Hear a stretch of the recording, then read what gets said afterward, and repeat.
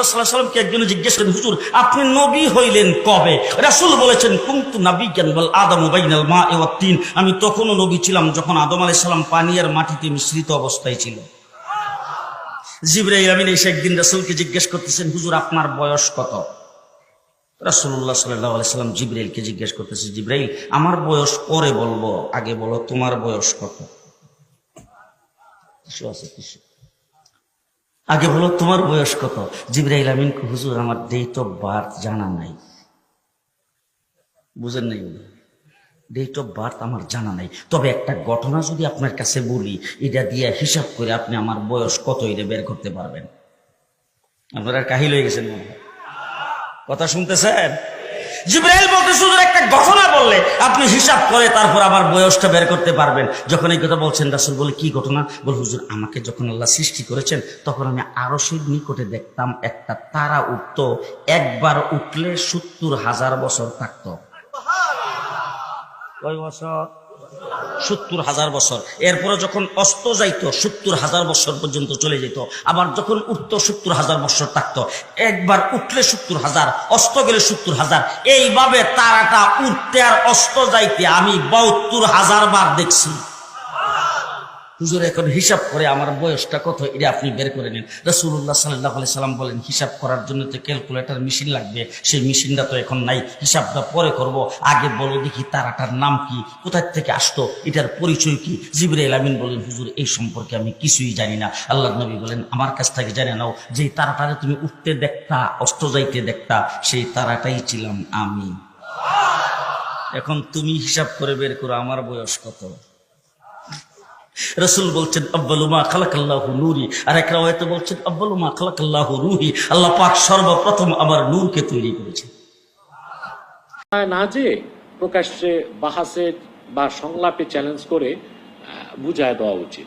আর যিনি ভুল করছেন ওটা তো ভুল, উনি চুপ থাকলেও তওবা হবে না, বরং আমি মনে করি উনি প্রকাশ্যে এসে এটা বললে হয়েছে এই বক্তব্যটা আমার ভুল হয়ে গেছে, আল্লাহ আমাকে মাফ করুন। আল্লাহ হাবিব মুহাম্মদ সাল্লাল্লাহু আলাইহি ওয়াসাল্লাম ১৫০০ বছর আগে নবুয়ত পেয়েছেন ৪০ বছর বয়সে। এর আগে তিনি নবী ছিলেন কিনা দেখেন। এই বিষয়টা আমরা জাতিকে বহু বছর আগ থেকে স্পষ্ট করে এসেছি। বিশেষ করে গত বছর এক মৌলভী সাহেব এই আমাদের এই বিশ্বাসের বিপরীত বক্তব্য দেওয়ার পর আমি সহিহ বুখারীর দর্স সমাপনী উদ্বোধনী দর্শে বক্তব্যটা বলেছিলাম। এবছরও আবার আল্লাহর কি হুকুম এই বিষয়টা নিয়ে যখন খুব বেশি মানুষের মধ্যে বিভ্রান্তি সৃষ্টি হচ্ছে, বিভ্রান্তি না, মুমিনের কোনো বিভ্রান্তি না, মুমিন মূল আসলটাই বিশ্বাস করে। মুনাফিকদের মধ্যে বা মূর্খদের মধ্যে যখন একটা চলে আসলো, প্রশ্ন চলে আসলো যে আসলে বিষয়টা কি, তখন ওই সহিহ বুখারীর উদ্বোধনী অনুষ্ঠানে আমি বক্তব্য দিয়েছি, সুস্পষ্ট বক্তব্য। আদম সৃষ্টির বহু আগ থেকেই আল্লাহ তাআলা ঘোষণা করেছেন মুহাম্মদ সাল্লাল্লাহু আলাইহি ওয়াসাল্লাম আল্লাহর সর্বশ্রেষ্ঠ সর্বশেষ নবী ও রাসূল। এক্ষেত্রে সহিহ হাদিস আছে। এক সাহাবী আল্লাহ হাবিব সাল্লাল্লাহু আলাইহি ওয়াসাল্লামকে প্রশ্ন করেছেন, মাতা কুনতা নাবিয়্যা, আপনি কখন থেকে নবী? তা আল্লাহর হাবিব বলেছেন, কুনতু নাবিয়্যা ওয়া আদামু বাইনার রূহি ওয়াল জাসাদ, আমি তখন থেকে নবী আদমের যখন কোনো এক্সিস্টেন্স অস্তিত্বই রূপ লাভ করে নাই, আদম নামে কোনো অস্তিত্বে আসে নাই। আদমের একটা অংশ ছিল রূহ আর একটা ছিল মাটিতে, তখন থেকে আমি মুহাম্মদ আল্লাহর নবী।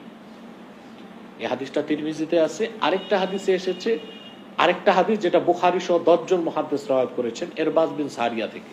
ওয়ানিল ইরবাজ ইবনে সারিয়া রাদিয়াল্লাহু তাআলা আনহু قال سمعت رسول الله صلى الله عليه وسلم يقول إني عبد الله وخاتم النبيين وإن آدم لمنجدل في طينته। ইরবাজ বিন সারিয়া বলেন, আমি আল্লাহর হাবিব মুহাম্মদ সাল্লাল্লাহু আলাইহি সাল্লামের নূরের জবান থেকে নিজ কানে শুনেছি, তিনি বলেছেন আমি মুহাম্মদ আল্লাহর বান্দা ও সর্বশেষ নবী তখন থেকে যখন আদম ধুলায় গড়াগড়ি খাচ্ছিল। তো বিষয়টা তো স্পষ্ট। তাহলে আমাদের আকীদা ও বিশ্বাস যে আল্লাহর হাবিব মুহাম্মদ সাল্লাল্লাহু আলাইহি ওয়াসাল্লাম তখন থেকে নবী যখন আদম অস্তিত্ব লাভ করে নাই, তবে আল্লাহর হাবিব মুহাম্মদ সাল্লাল্লাহু আলাইহি সাল্লামের নবুয়তের প্রকাশ ঘটেছে ৪০ বছর বয়সে। বিষয়টা স্পষ্ট। এখন প্রশ্ন আসে যে আদম সৃষ্টির আগে আল্লাহর হাবিবের ক্ষেত্রে আল্লাহ ঘোষণা দিলেন কেমনে? এখানে এসেই একটা সত্য, মহাসত্য কথা মেনে নিতে হয়। আসলে আদম না, আরশ কুরসি লৌহ কলম সৃষ্টির আগে আল্লাহ তার হাবিব মুহাম্মদ সাল্লাল্লাহু আলাইহি সাল্লামের নূরকে তৈরি করেছেন, এবং নূরে মুহাম্মাদিকে আল্লাহ তাআলা তৈরির পরই আল্লাহ ঘোষণা দিচ্ছেন, তখনও আরশ কুরসি লৌহ কলম হয় নাই। সবকিছুর আগে আল্লাহ তার আখিরি নবী, তার দোস্ত মুহাম্মদ সাল্লাল্লাহু আলাইহি সাল্লামের নূরকে সৃষ্টি করেছেন, যেটাকে বলা হয় নূরে মুহাম্মাদি। এই ব্যাপারে কিছু মওযু হাদিস আছে, ওটা আমরা না মানলাম। জয়ীফ হাদিসগুলোকে সহিহ শাহেদ হিসেবে নেওয়া যায়, এ ব্যাপারে তো সহিহ হাদিসও আছে।